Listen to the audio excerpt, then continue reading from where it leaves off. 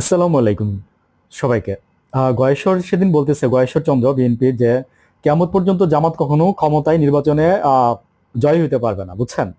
তো গয়েশ্বর সাহেব মানে কেমন হাস্যকর হয়ে গেল না কথাটা। আপনি আবার একটা জিনিস হচ্ছে অহংকার করে ফেলছেন। তো অহংকার কিন্তু পতনের মূল, এটা মনে রাখবেন। আপনি কি বইয়ে বিদ্যায় পড়ছেন? ছোটবেলায় কিন্তু বইয়ে লেখা ছিল অহংকার পতনের মূল। ঠিক আছে, তো গয়েশ্বর সাহেব আমার মনে হয় কি যে এই ধরনের বক্তব্য দিয়েন না। কারণ যারা এই জিনিসগুলো পছন্দ করে না, যারা আপনাদেরকে ভোট দিত, তারাও শুনলে আপনাদেরকে আর ভোট দিবে না, বুঝছেন ভাই? তো এরকম অহংকারমূলক কথাবার্তা থেকে বিরত থাকেন। আর আমি আরেকটা জিনিস কোট করে দেই, যে জামাত কিন্তু ঘুরে দাঁড়ায় গেছে, মাইন্ড ইট। আপনারা কিন্তু এনসিপির সাথে না, আপনারা কিন্তু জামাতের সাথে এবার টক্কর দিবেন ভালো করে, ঠিক আছে? তো অ্যালার্ট থাকেন এই জায়গাটায়, দেখেন জামাত কি করে এবার। কারণ জামাতের বক্তৃতা দেখছেন, এত সুন্দর বক্তৃতা আমি কখনো বিএনপি আওয়ামী লীগ কারোর মধ্যে এই পর্যন্ত, আজকে পর্যন্ত আমি শুনি নাই, দেখি নাই।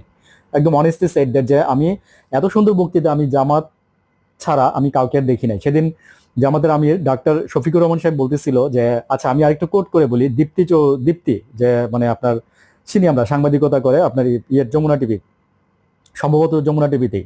তো দীপ্তি আপা বলতেছিল যে ডাক্তার শফিকুর রহমান যে মেয়েদেরকে মানে জোর করে বোরখা পরাবেন কিনা, হিজাব পরাবেন, উনি বলছেন না কেন, আপনি পড়লে পড়বেন, না পড়লে নাই, আমি আপনাকে বাধ্য করবো না কখনো। That's true. আসলে জামাতের ব্যাপারে এই এই একটা মিসকনসেপশন মানুষের মধ্যে আসে, বিশেষ করে মেয়েদের মধ্যে, এটা ঢুকাই দেওয়া হয়েছে। ঠিক আছে, জামাত নিয়ে অনেক বিতর্ক আছে, সেগুলো আমি আরেকটা জায়গায় কথা বলবো। কিন্তু আজকে আমি এখানে যেটা বলতে যাচ্ছি, যে এই ডাক্তার শফিকুর রহমানের কিন্তু একটা মেডিকেল কলেজ আছে, এবং সেখানে কিন্তু প্রায় আপনার 1400 থেকে 1600 মতো স্টাফ আছে, এবং ওইখানে প্রচুর পরিমাণে স্টুডেন্ট আছে। এবং সেই স্টুডেন্টরা কিন্তু ওইখান থেকে নার্স হয়ে পাশ করে বেরোচ্ছে। হ্যাঁ, মেডিকেল কলেজ বলতে মানে উনি মানে সম্ভবত নার্সিং ইনস্টিটিউট হবে আমার ধারণা। হ্যাঁ, রাইট।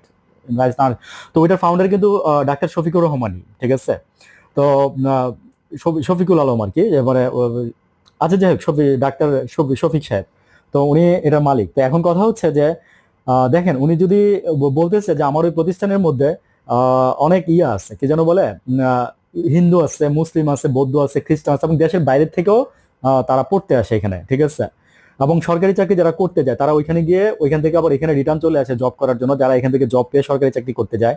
বিকজ তারা ওইখানে গিয়ে বলে যে টাকা আছে কিন্তু সম্মান নাই, ঠিক আছে? আর দুর্নীতি, এই দুইটা জিনিস ওইখানে সরকারি চাকরিজীবীতে আছে, কিন্তু এখানে এই জিনিসগুলো নাই। দ্যাটস ওয়াই তারা আবার কাম ব্যাক করে। তো এখন ডাক্তার শফিক সাহেব বলতেছে যে আমার এখানে কিন্তু দেখেন মেয়েই কিন্তু সবাই, হ্যাঁ, মানে পরিচালনা করা হয় মেয়েদের দিয়ে, প্লাস মেয়েরাই শিক্ষিত হয়ে পাশ করে বেরোচ্ছে।